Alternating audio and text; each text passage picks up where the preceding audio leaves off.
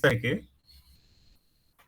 Primary pollutants के ऊपर जब यूवी रेज पड़ती हैं या अल्ट्रावायलेट रे पड़ती है तो they undergo a chemical reaction which is a kind of photochemical reaction. एक फोटोकेमिकल रिएक्शन होता है और उस फोटोकेमिकल रिएक्शन से ओजोन बनती है ग्राउंड लेवल पर।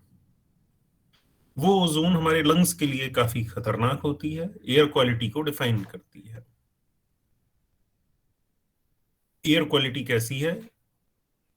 ओजोन उसका एक कंपोनेंट होता है एयर क्वालिटी इंडेक्स, जब हम एस्टिमेट करते हैं। Ground level ozone can be damaging to the lungs. Eyes में इरिटेशन होता है, लंग्स के लिए डैमेजिंग हो सकती है, स्किन इरिटेशन हो सकता है, बहुत सारे साइड इफेक्ट्स अपनी बॉडी पर भी हो सकते हैं। That is called bad ozone.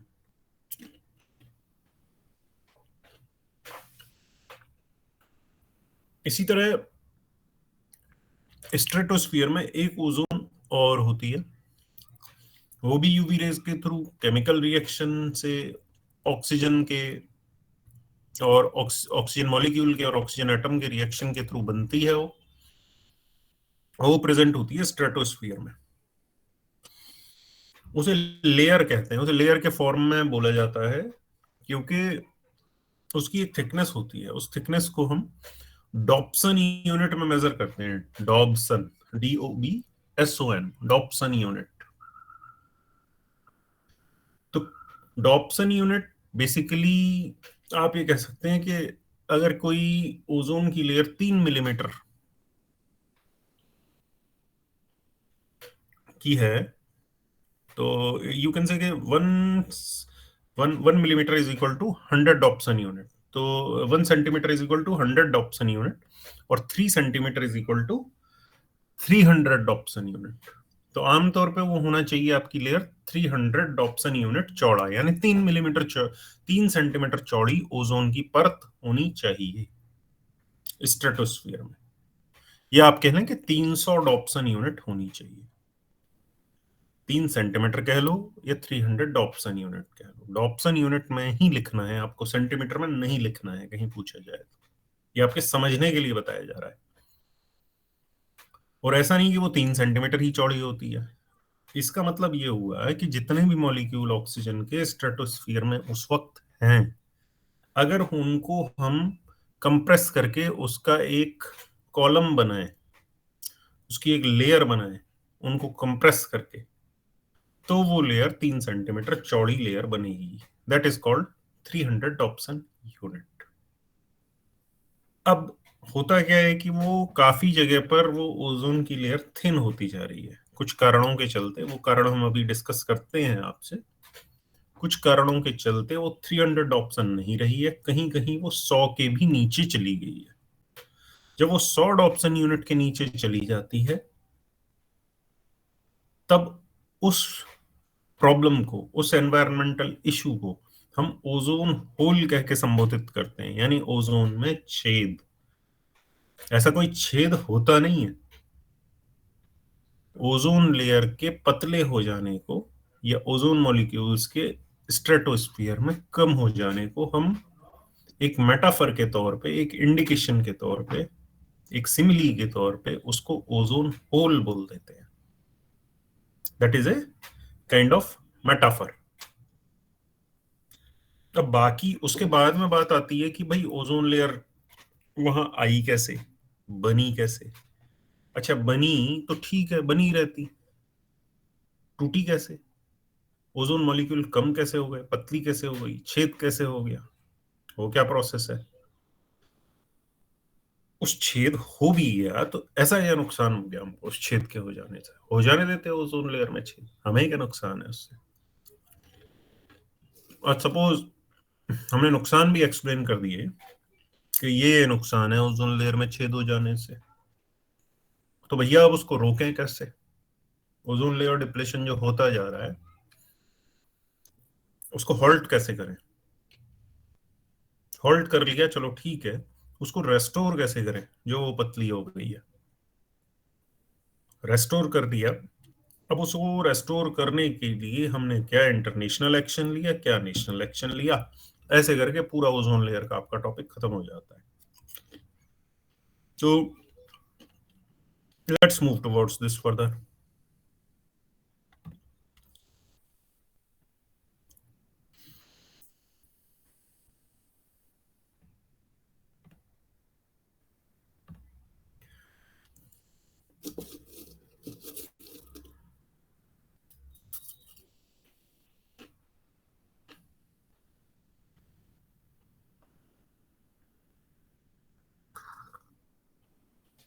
1 minute,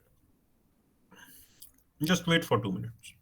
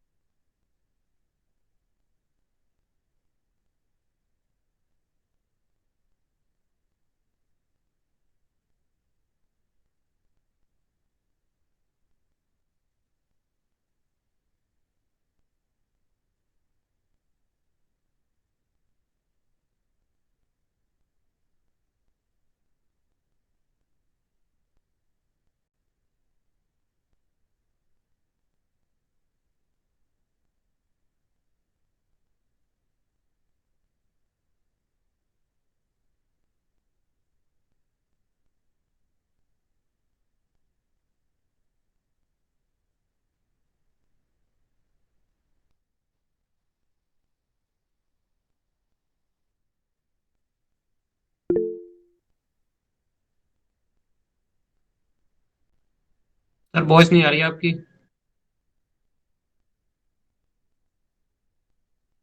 sir का माइक म्यूट हो रहा है भैया।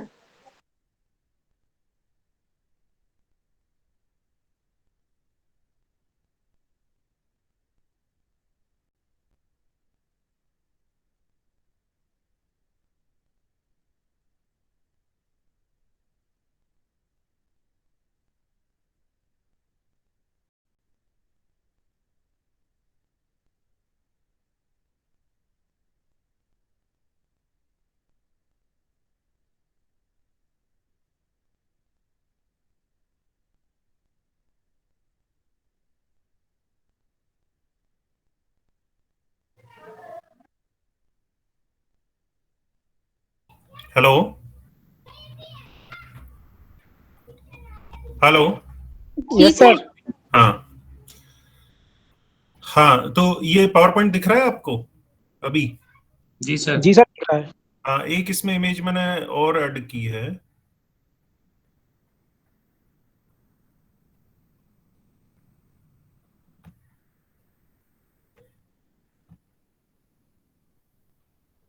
रुको,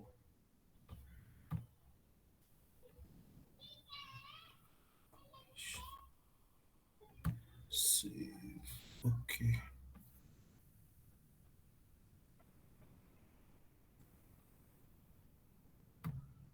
ये फॉर्मेशन ऑफ ओजोन है ना, दिख रहा है ये वाला फॉर्मेशन ऑफ ओजोन? जी जी सर। सर। हाँ, बेसिकली क्या होता है कि जो यूवी रेज हैं, एनर्जी ऑफ द सन, तो वो दो ऑक्सीजन एटम को जोड़ के ऑक्सीजन मॉलिक्यूल बना देते हैं। ऑक्सीजन मॉलिक्यूल में एक और एटम जोड़ने के बाद ऑक्सीजन ट्राई ऑक्सीजन बनता है, जिसको कि हम ओजोन कहते हैं। तो ओजोन लेयर हमारे एटमॉस्फेयर में, स्पेशली स्ट्रेटोस्फियर में बनती रहती है। बनने के साथ साथ ये टूटती भी रहती है। जैसे O2 प्लस O2, ये देखो, है ना। फर्स्ट स्टेप आप देख रहे हैं, अल्ट्रावायलेट रेज आई, अल्ट्रावायलेट रेज ने एक ऑक्सीजन दो ऑक्सीजन जोड़ दिया। फिर एक एक ऑक्सीजन एटम जो है, ये हमारे एटमॉस्फेयर में प्रेजेंट ऑक्सीजन से जुड़ गया। पहला स्टेप है, एक ऑक्सीजन मॉलिक्यूल है, ये जो बॉन्ड दिख रहे हैं डंबेल जैसा। अल्ट्रावायलेट रेज आई, इन्होंने इसको तोड़ दिया, एक O प्लस दूसरा O। देन दीज O, ये दोनों एक एक O जाके कंबाइन हो जाएंगे एक एक ऑक्सीजन एटम से। इस तरह से निर्माण होगा दो ओजोन मॉलिक्यूल का। तीन ऑक्सीजन के मॉलिक्यूल सनलाइट के प्रेजेंस में दो ओजोन के मॉलिक्यूल बनाते हैं। ऐसा चलता रहता है।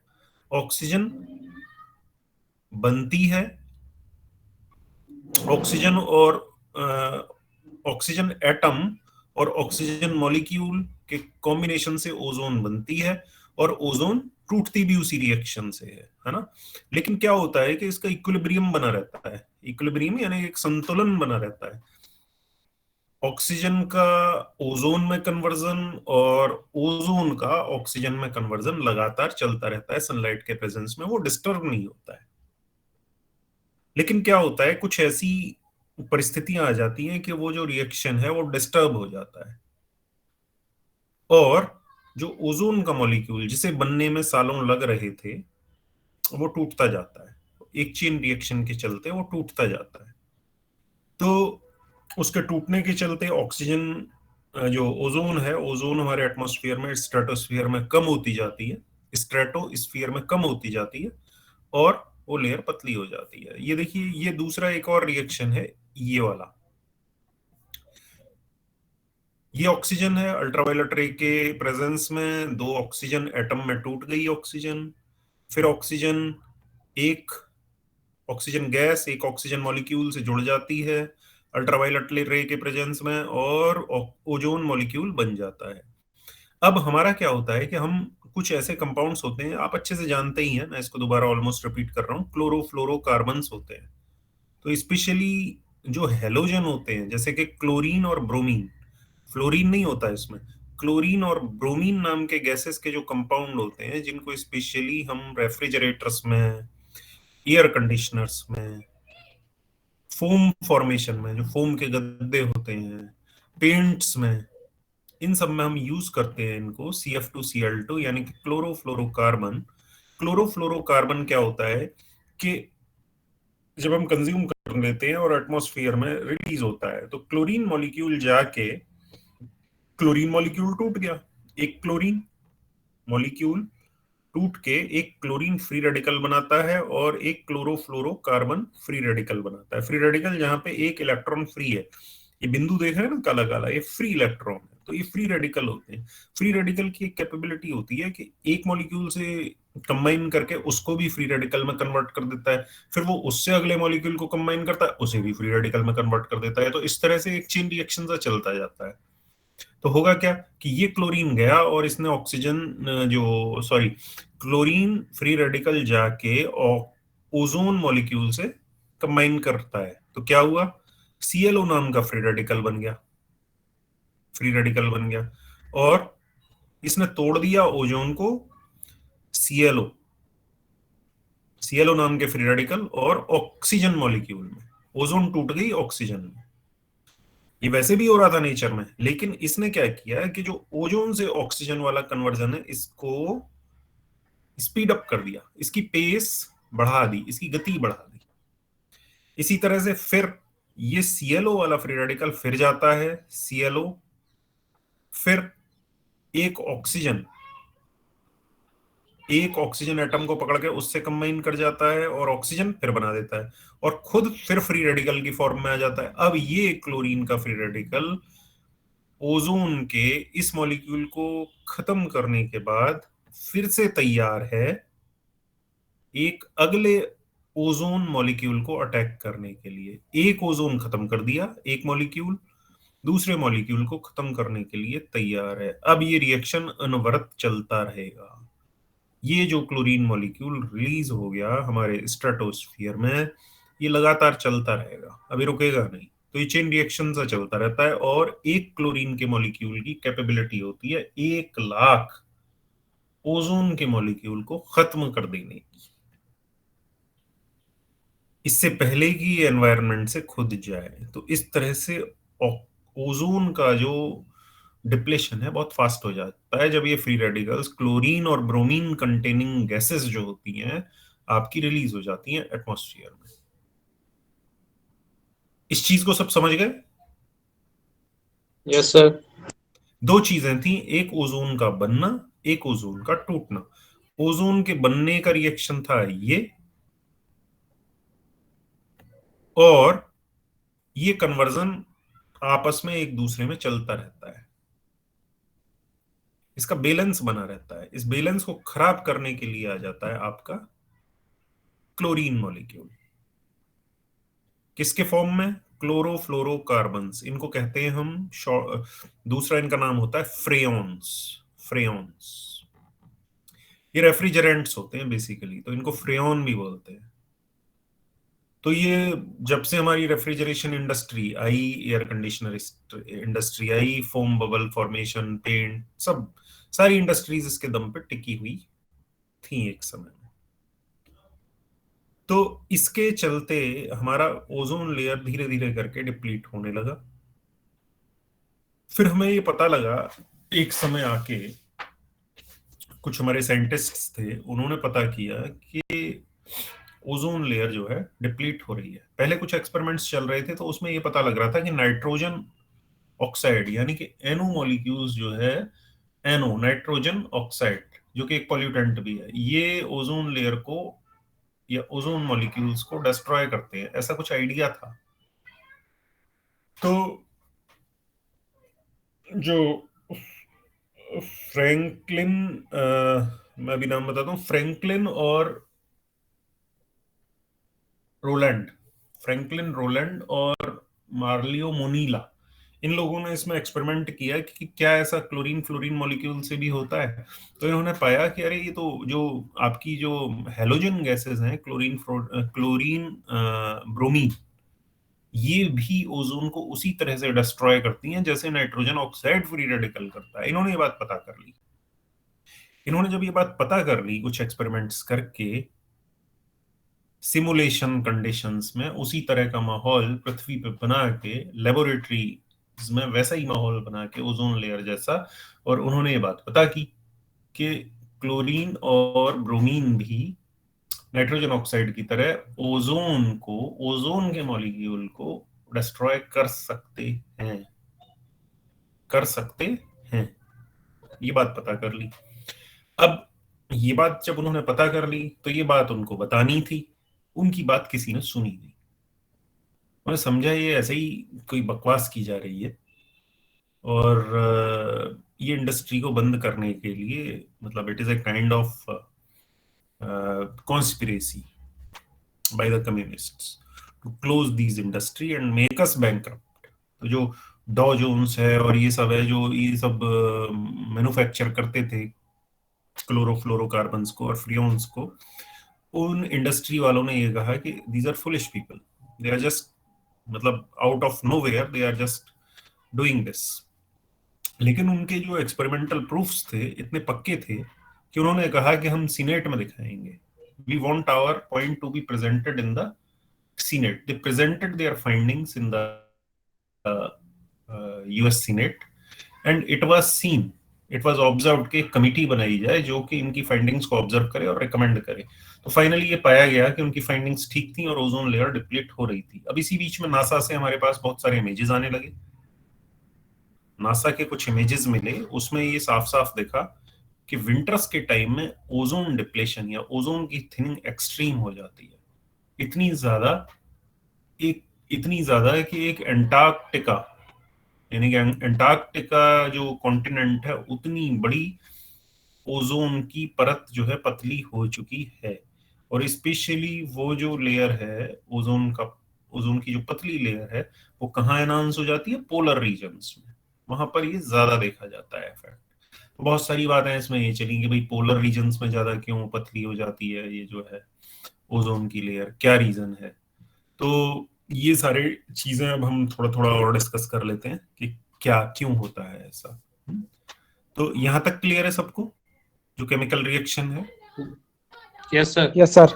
ठीक है, तो थोड़ा सा और डिस्कस कर लेते हैं, फिर हम ओजोन लेयर के बाद आगे बढ़ेंगे।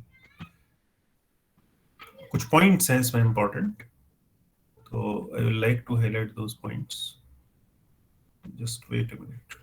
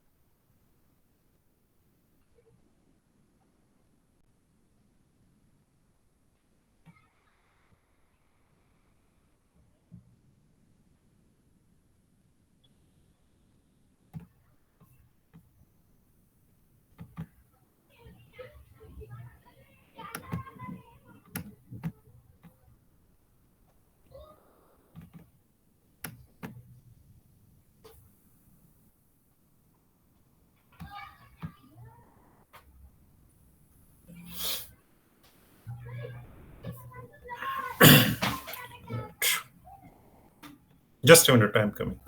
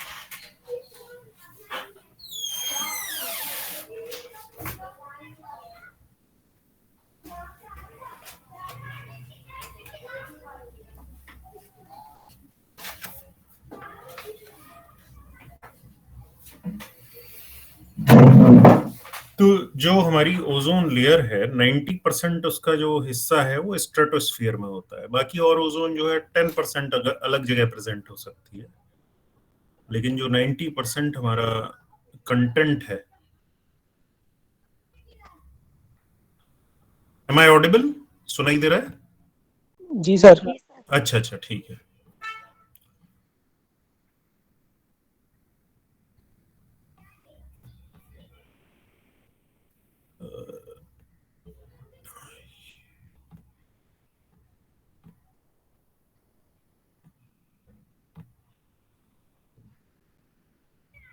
हाँ,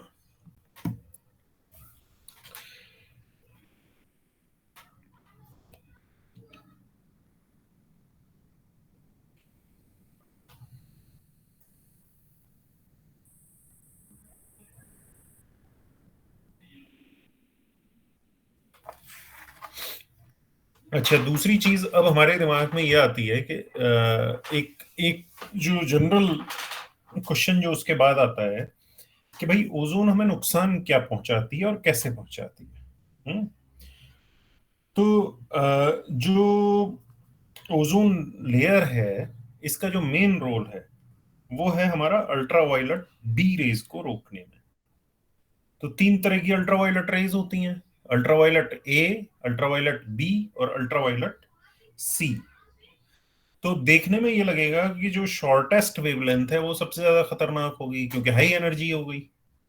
जितनी कम वेवलेंथ होगी उतनी एनर्जी ज्यादा होगी, स्ट्राइकिंग एनर्जी। तो जब स्ट्राइकिंग एनर्जी ज्यादा होगी तो डैमेज भी ज्यादा होगी। तो यूवी ए, यूवी बी और यूवी सी तीन तरह की रेज होती हैं। यूवी सी को, अल्ट्रावायलेट सी रेज को बहुत ज्यादा डेंजरस माना जाता है, बोला जाता है दे आर एक्सट्रीमली डेंजरस। लेकिन क्या होता है, ये हमारे तक पहुंच ही नहीं पाती है।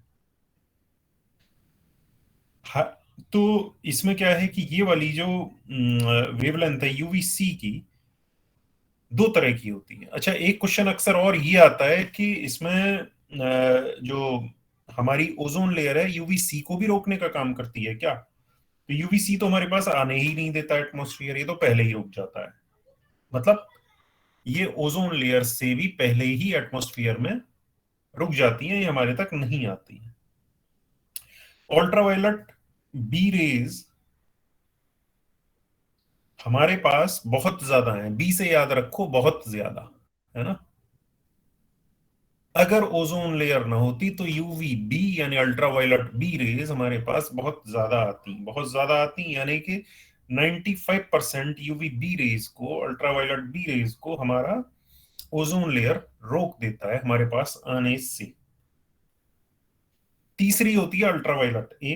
अल्ट्रावायलेट ए हमारे पास आती है और 95% of the ultraviolet A rays reaches us, only 5% जो है वो ब्लॉक होती है। अब इसमें यह हुआ यूवीसी नहीं आती, यूवीबी को 95% आने से रोक दिया जाता है। यूवी ए हमारे पास आती है लेकिन वो बहुत ज्यादा हानिकारक नहीं होती है। हाँ, अगर आप ओवर एक्सपोज हो रहे हो, सनबाथ वगैरह ले रहे हो, इधर उधर जा रहे हो धूप में बिना सनस्क्रीन लगाए वगैरह, तो यूवी ए होगी जो आपको सनबर्न कर सकती है, ब्लैकनिंग कर सकती है, डार्कनिंग कर सकती है फेसेस की। तो यूवी ए मोस्ट अबंडेंट होती है और 95% जो उसकी लाइट है ये हमारे तक पहुंचती है। फास्टर एजिंग करेगी, स्किन एजिंग। आप धूप में ज्यादा रहेंगे तो there will be faster ageing और रिंकलिंग, क्योंकि UV A rays prolonged exposure पे आपकी जो दो लेयर हैं स्किन की, एपिडर्मिस और डर्मिस, ये डर्मिस तक पेनिट्रेट कर जाती है। इसीलिए हमने देखा है कि बहुत ज्यादा सनी रीजन्स में रहने वाले लोग, उनकी त्वचा में जलन वगैरह ये सब चीजें हो जाती हैं। तो यूवी ए हुई। UV B second most potent, UVC आती नहीं जो सबसे पोटेंट है, ये सनबर्न करती है और सिंथेसिस ऑफ विटामिन डी के लिए भी हमारे यूवी बी ही रेस्पॉन्सिबल है। एक्सेस ज्यादा ज्यादा एक्सपोज जो होगा इसके लिए क्या कर सकती है, कैंसर कर सकती है। क्यों? क्योंकि सीधे सीधे डीएनए में ये म्यूटेशन कर देती है। और क्या नुकसान होंगे अगर हमारे पास यूवी अल्ट्रावायलेट बी रेज ज्यादा मात्रा में हमारे पास पहुंचने लगी? तो क्या होगा कि समय से पहले मोतियाबिंद, जिसे कैटरेक्ट कहते हैं, सनबर्न, स्किन कैंसर, ये सब चीजें हो सकती हैं। एक्सेस एक्सपोजर अगर हमारे पास है, एक्सेस यूवीबी एक्सपोजर है, तो इससे और क्या चीज होगी, जो और खतरा है हमारे एनवायरनमेंट को। अगर हम देखते हैं अल्ट्रावायलेट रे से क्या खतरा है, तो दो ही खतरे होते हैं जिनको हम सिंगल आउट करते हैं, एक हेल्थ, दूसरा एनवायरनमेंट। हेल्थ का खतरा आपको पता है, सनबर्न हो जाएंगे, कैंसर हो जाएंगे, प्रीमेच्योर मोतियाबिंद या कैटरैक्ट हो जाएंगे। एनवायरनमेंट को क्या खतरा होगा कि जो अल्ट्रावायलेट बी रेज अगर ज्यादा संख्या में, ज्यादा मात्रा में हमारे धरती तक पहुंचेगी तो ये प्लांट्स को डैमेज कर सकती है। प्लांट्स की जो साइकिल है वो पूरी नहीं होगी, फोटोसिंथेसिस कम हो जाएगी, पत्तियां पीली हो जाएंगी, फोटोसिंथेसिस बहुत ज्यादा नहीं होगी, पूरी की पूरी फूड चेन इफेक्ट हो जाएगी। और क्या होगा, अल्ट्रावायलेट रेज अगर हमारे ओशन में यानी कि समुद्र में ज्यादा मात्रा में पड़ेगी तो क्या होगा कि जो फाइटोप्लैंक्टोनिक यानी कि जो माइक्रोस्कोपिक फोटोसिंथेसाइजिंग क्रिएचर्स होते हैं, जो माइक्रो ऑर्गेनिज्म होते हैं, जो सूक्ष्म जंतु होते हैं, जीव जंतु होते हैं, या जो सूक्ष्म प्लैंक्टन या सूक्ष्म प्लांट कह लो उनको, पौधे जो होते हैं, फाइटोप्लैंक्टन जिनको कहते हैं, उनकी भी सिंथेसिस कम होगी। पूरी की पूरी फूड चेन, समुद्र की भी इफेक्ट हो जाएगी। उस फूड चेन के इफेक्ट होने से पूरी दुनिया में चीजें इफेक्ट होंगी। दूसरी चीज ये है कि नेचुरल एनवायरनमेंट को डैमेज हो गया, हेल्थ को हो गया। एक और चीज है कि आपके जो रबर और प्लास्टिक के जितने कंपोनेंट्स हैं उनकी भी डिटोरिएशन या उनका भी हानि जल्दी होगा। जैसे रबर है, वुड है, बिल्डिंग्स में यूज हो रही है, प्लास्टिक है, एग्रीकल्चरल इंडस्ट्री है, तो सर्विस लाइफ उनकी जो है कम होती जाएगी धीरे धीरे। तो अब जो नेक्स्ट हमारा टारगेट आता है इसमें कि ये वाली जो चीज है इसको हमने कर्ब कैसे करना है ना, इसको हमें संभालना कैसे है जो हो रहा है। जो ओजोन डिप्लेशन हो रहा है उसको कैसे कैसे रोकना है, या हम अब तक क्या स्टेप ले चुके हैं, ये सारा हम डिस्कस करेंगे जब हम पूरा का पूरा वो वाला पार्ट लेंगे। अब एक पार्ट इसमें ये आ जाता है, अक्सर जो क्वेश्चन पूछा जाता है कि ये आखिर मतलब पोल्स में ही क्यों ज्यादा है ना, इधर क्यों पोल्स में ज्यादा क्यों है। तो उसका रीजन है कि दोनों तरफ अगर हम देखें तो पहला पहला सवाल ये होता है कि भाई इक्वेटर पे तो है नहीं उतना, पोलर रीजन्स में ज्यादा डिप्लेशन है, इक्वेटर में कम है। तो पहला जवाब तो ये आता है कि भाई पोलर रीजन में क्यों है। अच्छा, पोलर रीजन में भी जो आर्कटिक रीजन है उसमें कम है, और जो होल है वो एंटार्कटिक रीजन में ज्यादा है। तो ये दोनों के एक्सप्लेनेशन आपको पता होने चाहिए कि क्या रीजन है, क्या क्यों ऐसा होता है ना। तो अगर हम देखें तो जो कोल्ड रीजन होता है, कोल्ड एरियाज, वो ज्यादा रेस्पॉन्सिबल होते हैं इसके लिए। रीजन कि जो थिनिंग ऑफ ओजोन लेयर यानी कि 100 डॉप्सन यूनिट से कम जो है वो एंटार्क्टिका रीजन में ज्यादा मिलेगी आर्कटिक के मुकाबले। पहली चीज, ओजोन लेयर फॉर्मेशन को लो टेम्परेचर चाहिए, क्योंकि जो विंड का सर्कुलेशन है फ्रॉम इक्वेटर टू पोल होगा, इक्वेटर से पोल की तरफ जब विंड सर्कुलेशन होगा, जब हवा का सर्कुलेशन होगा, तो जो हमारे लोअर एटमॉस्फेयर में ये क्लोरोफ्लोरोकार्बन कलेक्ट हो गए होते हैं विंड के सर्कुलेशन के साथ स्ट्रेटोस्फीयर की तरफ पहुंचेंगे। अच्छा, स्ट्रेटोस्फीयर की तरफ, वो sorry, stratosphere, polar stratosphere region की तरफ पहुंचेंगे। दूसरी चीज ये होती है कि जो एक विशेष प्रकार का क्लाउड होता है जिसको कहते हैं, ये चीज याद रखिएगा, polar stratospheric polar stratospheric clouds, short में बोलेंगे आप PSC। पोलर स्ट्रेटोस्फेरिक क्लाउड्स एक विशेष प्रकार का माहौल तैयार करते हैं, रादर ये कह सकते हो आप कि एक सरफेस तैयार होता है पोलर स्ट्रेटोस्फेरिक क्लाउड से, जिस पर ये रिएक्शन होता है ओजोन डिप्लेशन वाला। अच्छा, दूसरी चीज ये आती है कि पोलर स्ट्रेटोस्फेरिक क्लाउड्स जो होते हैं, पीएससी जो होते हैं, ये क्या होते हैं, ये एंटार्क्टिक रीजन में इनका बनना ज्यादा आसान है in comparison to Arctic region. Arctic में भी बनते हैं, no doubt about it, but Antarctic region में पोलर स्ट्रेटोस्फेरिक क्लाउड या पीएससी जो होता है उसका बनना कहीं आसान होता है बनिस्बत आर्कटिक के कंपैरिजन में। रीजन कि वहां जो लो टेम्परेचर कंडीशंस हैं एंटार्क्टिक रीजन में, वो लो टेम्परेचर कंडीशंस इसको बहुत ज्यादा फेवर करती हैं, ओजोन लेयर डिप्लेशन को। तो क्या होगा कि जो पोलर रीजन है वहां पे क्या है, बहुत लो टेम्परेचर है, और आप ये जानते हैं कि जो अर्थ का रोटेशन है it forms a special kind of force, geography में आपको पढ़ाया होगा, उसको बोलते हैं कोरियोलिस फोर्स। नाम सुना है इसका? जी सर। जी सर। हाँ, तो कोरियोलिस फोर्स होता है जो अर्थ का मूवमेंट है वेस्ट टू ईस्ट, अर्थ के मूवमेंट की वजह से एक स्पेशल प्रकार का विंड सर्कुलेशन होता है। एक वर्टिकली अपवर्ड मूविंग विंड होती है जो स्पाइरल में ऊपर की तरफ मूव कर रही होती है और बहुत तेज स्पीड से मूव कर रही होती है। पोलर अच्छा, वो जो हाई स्पीड विंड होती है जिसको पोलर वॉर्टेक्स बोलते हैं, मुझे हिंदी में नहीं पता क्या नाम होता है इसका, एनीबडी नोइंग पोलर वॉर्टेक्स का क्या नाम होता है? VORTEX हिंदी में। ध्रुवीप अपने। हाँ, राइट राइट। तो ध्रुवीय, ये तो पोलर विंड हो गई। पोलर वॉर्टेक्स एक स्पाइरल ऊपर की तरफ विंड होती है, हाँ इससे मिलता जुलता कुछ होगा। तो वो पोलर स्पाइरल सर्कुलेशन जो होता है पोलर रीजन में, और स्पेशली जो लो टेम्परेचर होता है, उससे क्या होता है कि तेजी से ऊपर की तरफ हवा उठती है। तो जो इक्वेटर रीजन से बहते हुए क्लोरोफ्लोरोकार्बन उधर आए होते हैं वो तेजी से ऊपर की तरफ जाते हैं, ऊपर मतलब स्ट्रेटोस्फेरिक रीजन की तरफ। जब वो स्ट्रेटोस्फेरिक रीजन यानी कि 50 किलोमीटर ऊपर समझ लीजिए, वो स्ट्रेटोस्फीयर होता कितना है, 50 किलोमीटर ऊपर, 12 से 18 किलोमीटर तक तो आपका ट्रोपोस्फियर हो गया, 8 से 18 किलोमीटर तक। उसके ऊपर 50 किलोमीटर तक आपका मिलेगा, 50 किलोमीटर तक मिलेगा स्ट्रेटोस्फियर। स्ट्रेटोस्फियर में तेजी से हवा उठेगी, कहाँ पे? एंटार्क्टिक रीजन में। जब वहां तेजी से ऊपर की तरफ स्पाइरल मतलब घुमावदार हवा ऊपर की तरफ उठेगी तो वो अपने साथ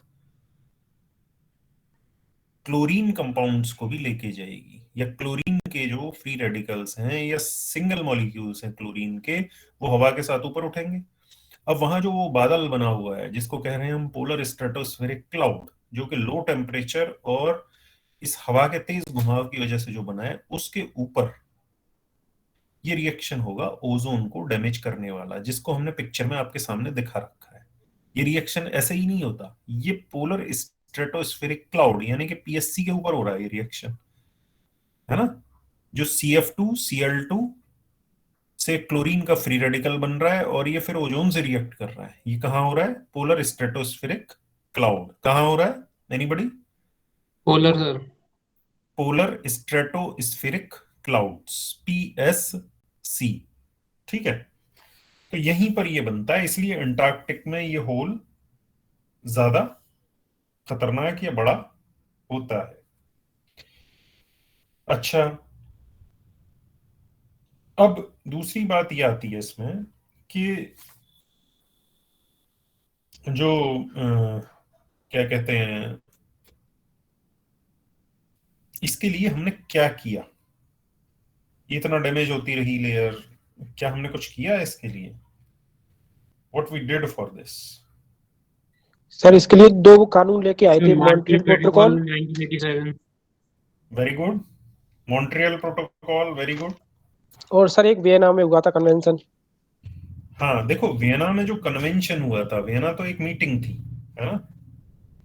1985 में जब बात प्रेजेंट की गई, जब बात को रखा गया आगे कि भैया ऐसा हो रहा है, ये ओजोन लेयर ऐसे धीरे धीरे करके खत्म हो रही है और ओजोन लेयर खत्म होगी तो ये 3 चीजें हो रही हैं, आपको निपटना है, आप निपट लो। कैसे निपटोगे आप इनसे, है ना? पहली चीज तो ये हो रही है कि वो जो अल्ट्रावायलेट बी रेज पृथ्वी तक ज्यादा मात्रा में आ रही हैं, उससे सी के क्रिएचर्स भी डैमेज हो रहे हैं, फोटोसिंथेसिस प्लांट्स में भी कम हो रही है और फोटोसिंथेसिस ओशन में भी कम हो रही है। उसके चलते पूरी फूड चेन इफेक्ट हो रही है, और एक दिन ऐसा आएगा कि पूरे के पूरे पृथ्वी की, पूरे के पूरे प्लेनेट की जो फूड सप्लाई है वो डिसरप्ट हो जाएगी। दिक्कत आ जाएगी आपको, ठीक है? ये बात बताई गई। फिर ये बात बताई गई कि आप सिर्फ इसको ही नहीं माने, कैटरेक्ट भी ज्यादा होंगे लोगों में, कैंसर भी ज्यादा होंगे, स्किन डिजीजेस भी ज्यादा होंगी। फिर ये बोला गया ठीक है, इतना ही नहीं माने, आपके जो डैमेज हैं प्लास्टिक के, रबर के, वुड के जो प्रोडक्ट्स हैं, जो भी आप कंस्ट्रक्शन में यूज करते हैं, वो भी बड़ी जल्दी जल्दी खराब होंगे। तो इसमें एनवायरमेंटल लॉस भी जबरदस्त है, इकोनॉमिक लॉस भी जबरदस्त है, और हेल्थ को तो आप बात ही मत करो। हेल्थ तो हर एरिया में जा रही है, और हेल्थ इज वेल्थ। तो इस तरह से ये बात समझाने की कोशिश की गई। तो ये बात जो है, मैंने बताया जैसा कि ये जो एफर्ट था, उनके मैं नाम भी बता देता हूं आपको, है ना। मोलिना, एक मिनट।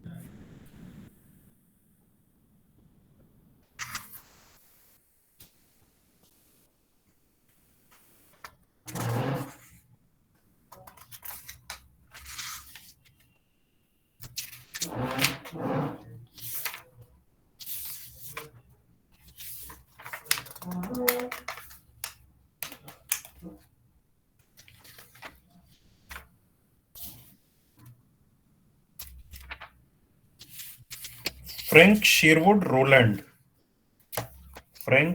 रोलैंड उनका नाम था, और Mario Molina University of California में ये काम कर रहे थे 1973 में। किस चीज पर? Impacts of CFCs on the earth's atmosphere. फिर क्या सर हुआ? नाम रिपीट कर देना एक बार। Frank Sherwood Rowland, Frank Sherwood Rowland and Mario Molina University of California में ये काम कर रहे थे 1973 में, है ना। क्या काम कर रहे थे? इम्पैक्ट ऑफ सीएफसी, यानी क्लोरोफ्लोरोकार्बन का इम्पैक्ट अर्थ एटमॉस्फेयर पे। अच्छा, उनसे पहले जो काम चल रहा था, उन लोगों ने, साइंटिस्ट्स में, मुझे नाम लेने की जरूरत नहीं तो आप कंफ्यूज होंगे ज्यादा, उन्होंने ये बताया था कि नाइट्रोजन ऑक्साइड ऑक्सीजन ओजोन को डिस्ट्रॉय करती है। तो फिर रोलैंड और मोलिना ने दोनों ने मिलकर सोचा कि हम ऐसा ही एक्सपेरिमेंट क्लोरीन को देख के करते हैं, क्योंकि उनको डाउट था कि क्लोरीन भी ऐसा करती होगी। अगर नाइट्रोजन ऑक्साइड करती है ऐसा, तो क्लोरीन भी डैमेज करती होगी। तो हुआ क्या है कि जब इनकी डिस्कवरी मतलब क्लियर हो गया कि ये करते हैं, इन्होंने अपनी बात को सीनेट में रखा, और इस बात के चलते ही वियना कन्वेंशन बुलाया गया। वियना कन्वेंशन में ये डिसाइड हुआ कि भाई कुछ करो। तो कुछ करो के चलते इन्होंने मॉन्ट्रियल प्रोटोकॉल लेके आए। जैसे क्योटो प्रोटोकॉल है, वैसे ही मॉन्ट्रियल प्रोटोकॉल है। ये 1987 में आ गया। तो आप ये देखो कि सबसे पहले ये डिटेक्ट हुआ 1975 में। 75 में ये क्लियर हो गया, मतलब 1975 में ये क्लियर हो गया भैया ओजोन लेयर डैमेज हो रही है। 1975 में ये क्लियर होने के बाद 1977-78 में ये सीनेट के सामने रखा गया, और ये मान लिया गया कि हाँ हो रहा है।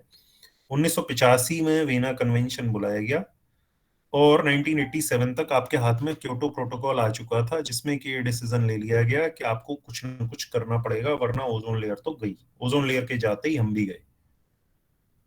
और आप ये सोचिए कि इस डिस्कवरी के मात्र 10 साल के अंदर आपके पास एक इंटरनेशनल मैकेनिज्म था, जिसके थ्रू आपने एक्शन लिया, और ओजोन का डिप्लेशन, ओजोन में छेद, ओजोन के पतले होने को आपने रोका। और आप ये सोचिए कि 1995 से लेकर 2004 तक हमने ओजोन लेयर का डिप्लेशन 70-80% तक रिवर्स कर दिया। तो आप देखो कि इंटरनेशनल कम्युनिटी अगर किसी ग्राउंड पे कोई कॉमन ग्राउंड अगर ढूंढ लेती है, और कॉमन ग्राउंड पे अगर साथ आ जाती है, तो पहली चीज आप इसमें देखो, इसकी बड़ी तारीफ इसलिए हुई कि एक साइंटिफिक डिस्कवरी को वैल्यू दी गई, उसको इंपॉर्टेंट माना गया। Rather than business interest, scientific discovery को इंपॉर्टेंस दी गई, और उसके ऊपर तुरंत 10 से 12 साल के अंदर एक एक्शन ले लिया गया, प्रोटोकॉल आ गया और हमने उसको बचा लिया मिलके। लेकिन आप इसी चीज को अगर ग्लोबल वार्मिंग के कंटेक्स्ट में देखें तो बहुत सालों से हमको पता है कि ग्रीन हाउस गैस इफेक्ट है, ग्लोबल वार्मिंग हो रही है। इंटरनेशनल कम्युनिटी को साथ लाने की कोशिश 1992 से लगातार की जा रही है। 1992 में आपका United Nations Framework Convention on Climate Change आ चुका था, मतलब जस्ट 7 साल के अंदर। जब ये आया आपका, क्या कहते हैं इसको, वियना के 7 साल के अंदर वो आ गया था। लेकिन आप साथ में ये भी देख सकते हो कि फिर उसके 5-6 साल के अंदर क्योटो प्रोटोकॉल आ गया था। लेकिन you can see the level of action on the international level, it is nothing, it is zero, no progress has been done, we are complete failure in that sense. ठीक है, लेकिन इस वाले context में आप देखें तो ozone layer is a outstanding example of collaboration on the international level. ठीक है, अब इसमें हम क्या कर रहे हैं, कहां तक हम पहुंचे हैं, है ना, इसको हम नेक्स्ट क्लास में डिस्कस करेंगे। और due to some reasons I was not able to take class, Saturday भी नहीं हो पाया, मंडे आज पूरा हमारा ऑक्युपाइड रहा, कहीं कुछ काम ऑफिशियल चल रहे हैं, तो थोड़ा थोड़ा लेकिन करते रहेंगे हम। एक आगे से ये मेंटेन जरूर करेंगे डिसिप्लिन के, एक हफ्ते में एक क्लास एटलीस्ट होगी ही होगी। भले ही उसे हम 15 मिनट करें, 20 मिनट करें, 1 घंटा करें, 2 घंटा करें, एक क्लास जरूर होगी। इस तरह का एक डिसिप्लिन तो हम अपनी तरफ से मेंटेन करेंगे, भले ही वो सैटरडे में हो, संडे में हो, मंडे में हो। ट्राई करेंगे हर बार सैटरडे में हो, लेकिन एक क्लास तो हमें करनी ही करनी है, क्योंकि एनी वे क्लास जैसी भी हो कुछ ना कुछ देके ही जाती है। ठीक है, तो आज की क्लास को हम रोकते हैं, फिर हमें कहीं जाना है। ठीक है, thank you. Thank you sir.